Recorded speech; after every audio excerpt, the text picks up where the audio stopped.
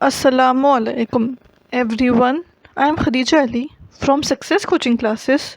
Today we are going to start Principles of Management. Here is Principles of Management Part 13. Importance of Planning. इसमें है Planning provides direction.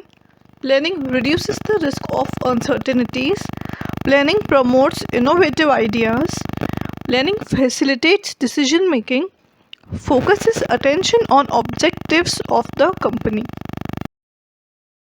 चलिए अब हम आगे देखते हैं.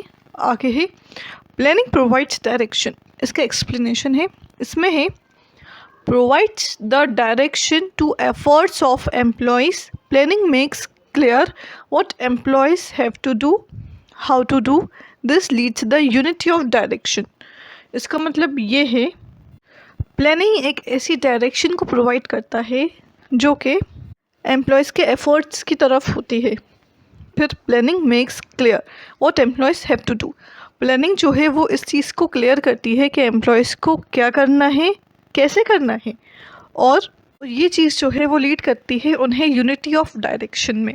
इसका मतलब ये है कि ये जो चीज़ें हैं प्लानिंग, उससे क्या होता है, उससे एम्प्लॉयज़ को एक डायरेक्शन मिल जाती है कि उन्हें किस डायरेक्शन में काम करना है, क्या करना है और कैसे करना है. उनको ये सब चीज़ें पता चल जाती हैं.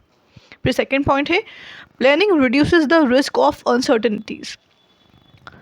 Planners try to foresee future by making some assumptions regarding future, keeping in mind their past experiences. Planners जो हैं वो क्या करते हैं, वो ट्राई करते हैं फ्यूचर को फोरसी करने की, मतलब फ्यूचर को देखने की. कैसे? By making some assumptions regarding future keeping in mind.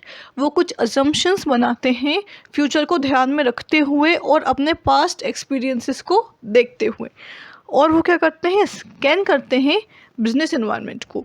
वो ये देखते हैं कि बिज़नेस का एनवायरनमेंट कैसा है, उस हिसाब से कि हमारा पास्ट कैसा रहा है और हमें हमारे पास्ट की गलतियाँ फ्यूचर में नहीं करनी है जिससे कि हमें लॉस नहीं होगा. तो वो ये सब चीज़ें देखकर प्लान करते हैं.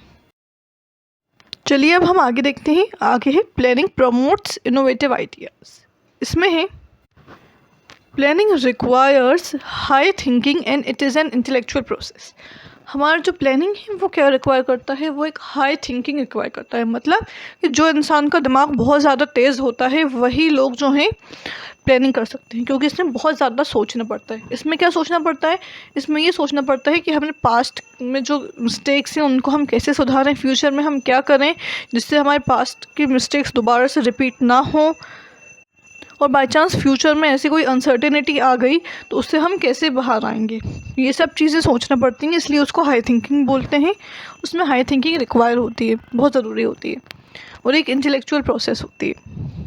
फिर फोर्थ पॉइंट है प्लानिंग फैसिलिटेट्स डिसीजन मेकिंग. इसमें है planning helps the managers to take various decisions. हमारा जो प्लानिंग है वो मदद करता है मैनेजर्स की काहे में, टू टेक वेरियस डिसीजंस, ताकि जो मैनेजर्स हैं वो अलग अलग डिसीजंस को ले सकें.